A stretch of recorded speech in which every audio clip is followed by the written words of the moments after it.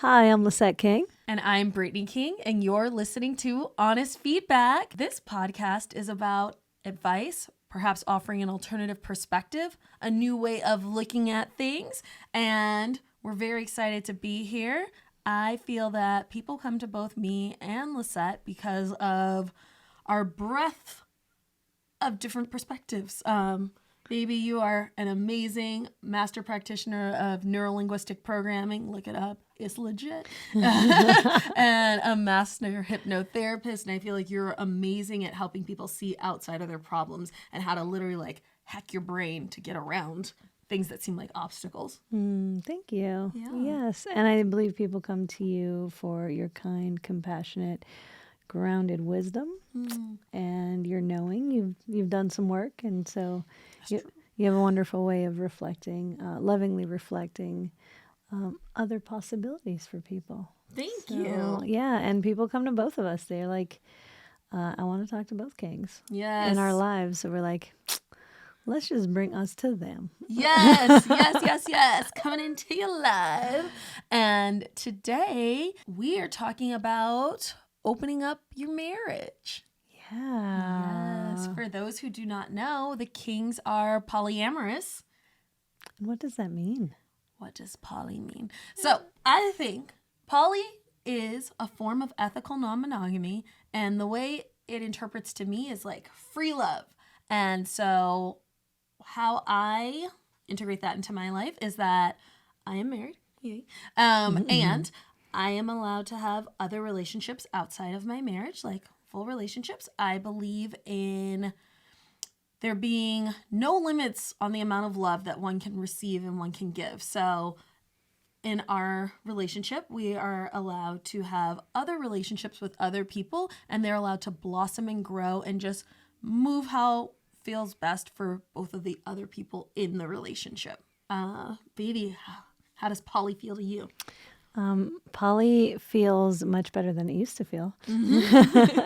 When I was first introduced to it, I came from a very heteronormative, monogamous culture, and that's what I believed that it was. I was like, there's a right way, and this is how you do things. And I met someone who introduced me to this world, and I was like, whoa, we can do that? Yeah. And it was challenging. There was a lot of growth work in there, and luckily I like to grow. So I did the work necessary to find myself in it so that I can be come correct and be honest and loving. And for me, it's about being able to be myself, being able to love completely, love fully. I love love. I love falling in love. I love flirting. I love being who I am. And I haven't had to limit that in any way. I get to be me, and I get to have this incredible partner to go on a journey with. And one of our vows and one of our agreements is to always support each other in finding your own bliss. So if something lights you up, go for it. And that has worked for us, and this fits into that paradigm. Yeah. Well, let us hear our caller. Yeah. So we can support them. Yeah. Hi, my name is Hannah Banana, she, her, and I have a question. My husband and I have been married for 4 years, together for 7, and just recently we've started introducing the idea of playing with other people in the bedroom, and we had a very successful 3-way with a good friend of mine, and it went really well. There was no weird feelings. Everything went great. I was kind of in control of the situation. Everybody had a blast. It like spiced up our sex life. So we've been kind of thinking of like, expanding the inclusivity there. And so I have another friend who's married, and her husband had brought up to us the idea of all of us hooking up together. And every time we hang out with them, they like hardcore flirt with the both of us, like to the point where like every time like we're about to have them over or something, I'm always like, oh, I wonder if they're shaving their entire bodies, wondering if this is the night, and he was like, hoo. But he's apprehensive about doing things with another man in the room. I don't think he's just weirded out that there's going to be basically another penis involved. And so I'm wondering how to navigate this situation. Like, what can I tell him, or, what can we do to make it more comfortable? It's not like a homophobia thing. Like, he is not afraid of like, oh, the guy's going to touch me. It's just, I think he's just weirded out that there's like another man there. But I'm like, excuse me, like, if you can be with two women, you can be with two women and another guy also doing stuff, So I'm just wondering what a good way to approach that. I mean, how I could talk to him about it. So, yeah, I hope to get my question answered. Thank you so much. Love and peace. Hannah Banana. Hannah Banana. It's definitely her birth name. Can I ask you a question on the spot? Yeah. Have you had group sexual experiences? Whoa, we're going there. I hope my mom's watching. Hi, Nellie. Yes, I have. Yeah. It is something that I have enjoyed in the past, previously, and it's fun. I get her desire. I get her want for that space, and I absolutely understand her husband's perspective. That's very. If they've never done it before, it's a whole new world. And my first tip would be take it slow. Proceed with caution. Discuss agreements first, rather than wanting to enroll him into your idea of what it should be. Just start to move him into what feels comfortable. Would you feel comfortable if the man was just in the room watching? Would you be comfortable? What is the level of discomfort? And just find where his edge is, and you can start there. It sounds like this couple hangs out. They're very interested, so they're ready to rock. So take your time with playing with it. And it doesn't hurt to have a full conversation. Like, when you are ready to dive in, like getting everyone's consent of what feels comfortable, where you want to start, where you want to play, where you want to go to. Having a safe word is really important. Something that allows you to, if anyone's not comfortable, like parachute, like jumping ship, just let that be okay, because now you're not just working with two people's dynamics, you're working with four people's feelings. And the more people, the more nuanced the situation that's being created. Yeah. What do you got? A lot of nuance. Yeah. Well, what you asked for was like, how do I support and how do I talk to my husband about like having another man in the room? And I feel like you're saying he's not homophobic, but you haven't found what the nugget is that is the part of pause. Perhaps it's, I don't feel safe with another man in the room. And like, what does that mean? Like, perhaps it could be all sorts of things. So I don't want to put like words in his mouth or thoughts in his head, because it's his feelings. But I definitely want to check in of like, we never want to push our partners into doing something that's actually outside of their boundaries. And so how can you support him in like, what feels yes for all of us? Like, and where are the yeses and how can we engage with that? Maybe the sexual experience, if there's four of you, maybe there's a certain level that would need to be comfortable. Like, what about cuddle puddles and kissing and touching with like clothes on? Would that maybe be something that we can like start with, Do him and this other man, does he need to feel more emotionally safe with him? Do they need to hang out on their own and like have a conversation? Like, does there need to be some emotional safety there? Like, we need to get to where it is that is his edge, because right now all we have is he's not homophobic, but we don't know where it is. And then also he might be in a space where he's like, that just doesn't sound good to me. And I love you and I want to support you, but that doesn't sound good to me. Like, what might sound good to me is maybe watching, or maybe if that was in the agreements of your marriage, you can have sex with them, but that's not what calls to me, I don't know. Yeah. Also, I urge you to get clear on what it is you want. What do you want out of this situation? Like, are you attracted to the other man and want to be with him? Are you attracted to the couple and you want to have a threesome and you're just including your husband because it feels like the right thing to do? Like that, these are really important questions because the intention and the motivation is really important when you bring it into these spaces. And there's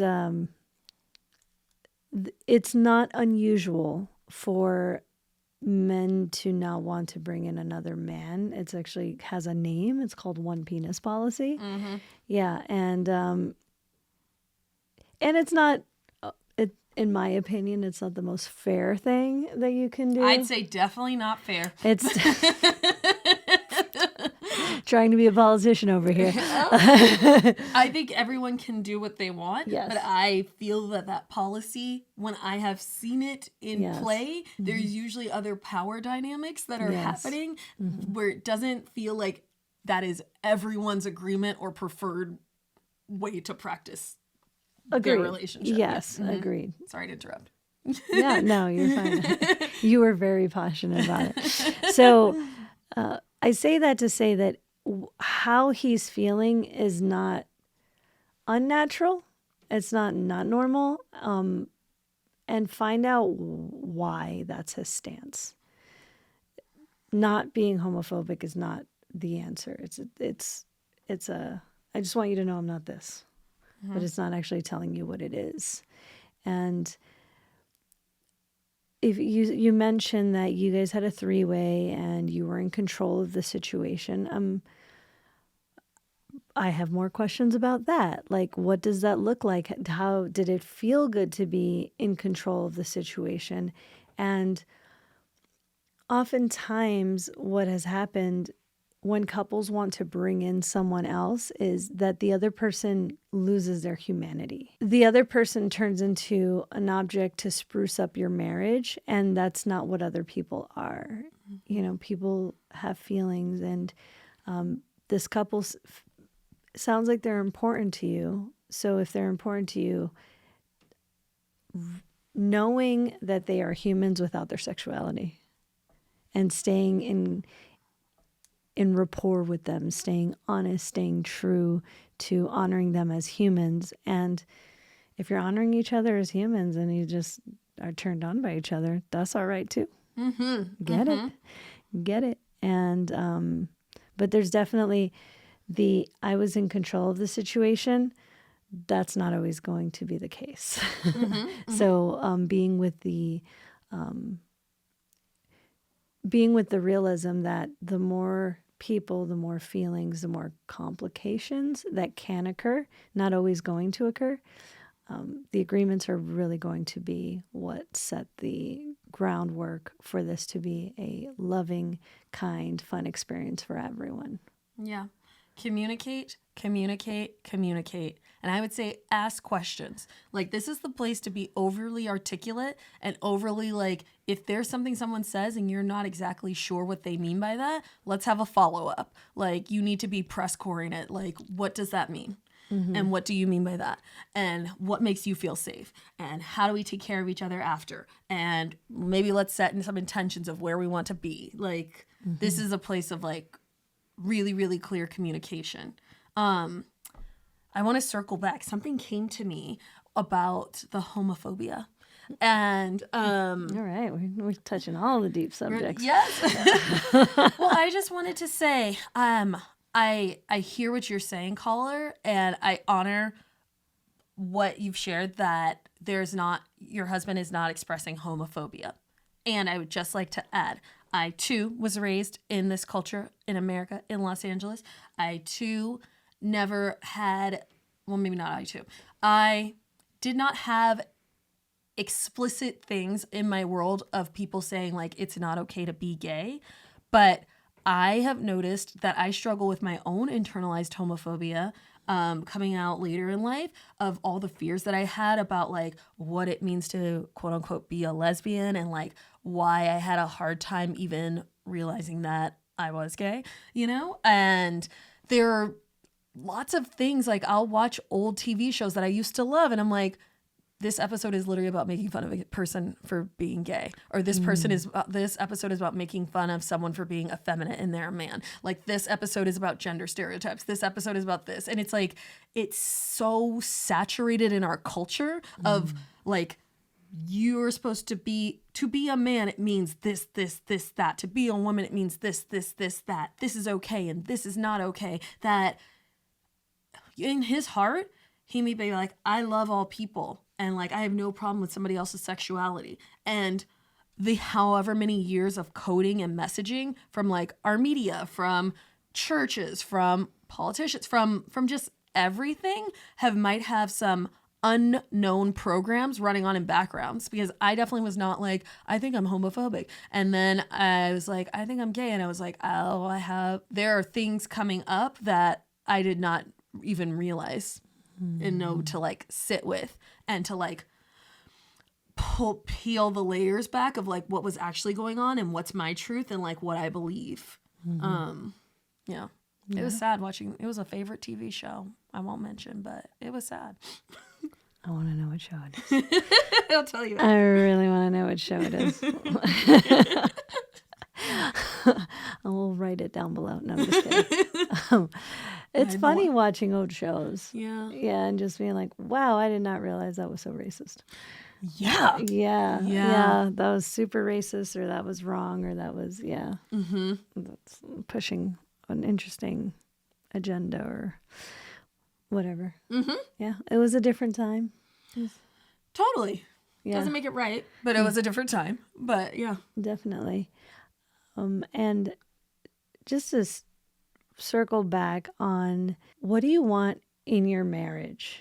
What do you want outside of your marriage? Like, what about your desires are really like turning you on? And is it possible to share the desire, share the fantasy without doing the thing? I'm a big proponent for do the thing. And also just that piece. I know you and I have practiced this of just whenever there's an attraction, just sitting and going, hey, I'm attracted to that person. And then the other person will be like, okay. Okay. And what does that mean? And where do you want to go with it? And leaving the space for the other person to grow into your desires and what you want and meet you there. And it might just be like, right now, all I can handle is hearing that. Right now I can only handle being the thought of another guy being in the room. I'm not quite at the place where I'm comfortable with that. And what do you want? Wanting something because it's not fair it's not the most empowered place to start from, rather than I want it because I want it. I want it because it's important to me. And remembering that it sounds to me like you've been married for 4 years, and I'm assuming that it was under the context of monogamy. And if you're going to really take that path, finding some resources to support you with that. We're just two people doing a thing, doing it our way. We're not end all be all. There are lots of resources, lots of books out there, lots of podcasts. Shout out to Multiamory. Yes. If you want to really consume something awesome with great resources, Multiamory is really what guided me through my process, through my journey. And I know I shared that with you as well. They're really excellent books that you can look up. The resources are out there, so get informed, because there's a ton of people that already made the mistakes for you that you don't have to make yourself. Yes. So get that knowledge. There's what they say, for every book that's written, you're getting about 10 to 15 years of expertise. So rather than fumbling for the next 15 years, pull some information and get resourced before taking any steps that can do some major damage to your relationship if not taken with care and love. Yeah, that's beautiful. Thank you. Beautiful advice. I would just say yet again, communicate. Honesty. Communicate again. Honesty. Ask questions. Ask questions. Get clear. Get clear. And like communicate with your partner and the other people that you're planning on sleeping with. And consent. Let's keep it from the place of like, it's a no until it's a yes. It's a no until it's a yes. So Yeah. let's check in on those yeses. Yes. Consent is sexy. Yes. Sober sex is sexy. Yes. Agreements while you're sober are sexy. All of these things are hot. Yes. Hot, hot, hot. Indeed. I was listening to these erotic stories and they beautifully weave in consent situations. And I was like, you do it. You do the damn thing. Yeah. Yes. Yeah. They are proving things by example. So it can be done. I've done these things in real life. So it can be done. It can be done. Thank you for calling, Hannah Banana. I hope we served. I hope you got some of what you needed. Yes. And if you feel called, you and hubby can call in and we can talk to you both. Yeah. On air. Yes. And hear different people's perspectives of like what it is that you both want and where would you both like to go. So that's an option for you if you guys feel called. Yes. And I know one of the things we are wanting to do is to pull in some experts. Yes. Yes, that can answer these questions where we might be, lacking or uninformed. Like I said before, that we're only doing the best we can from our own personal experience. And it's not the answer, it's just an answer. Yes. Yeah. I need an answer. Fantagram. Oh, okay. Got it. Excellent. Excellent. Anything else you got to say about this? I want you to have all the things that you want. And if one of the things you want is you're like, I want 3 pairs of hands on me at the same time, and that's not possible with just my husband, like, let's get you all those hands. But let's get them all from a place of consent. Yes. Yeah. Yeah. That everyone feels good about it. Yes. Yes. Because what feels good is when everyone's like, smile, smile, smile, instead of like, I think I'm scared. Yeah. Time to smile. Can I just put one finger in, not the whole hand?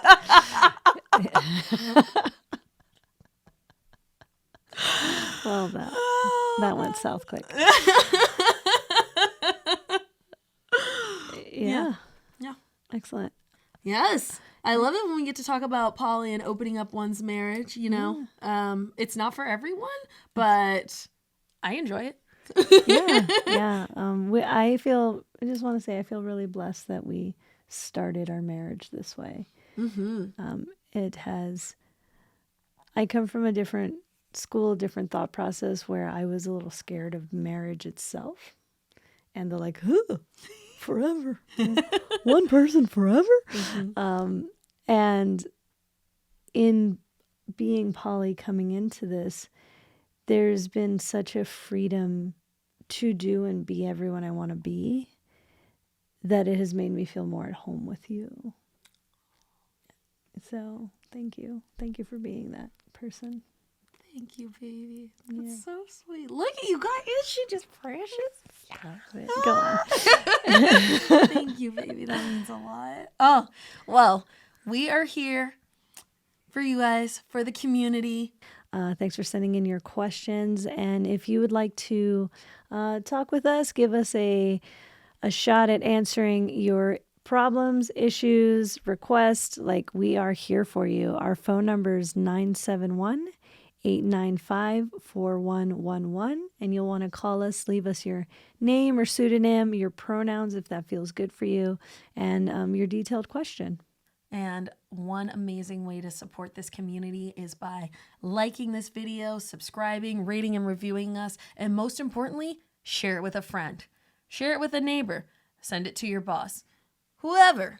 Your Uber driver. Yes, great place for deep combo. Your pets. Your dentist. Whoever has a mobile device. Please share the wealth of wisdom with them. Share the love. And thank you for tuning in. In the meantime, remember to be honest with each other. Thanks.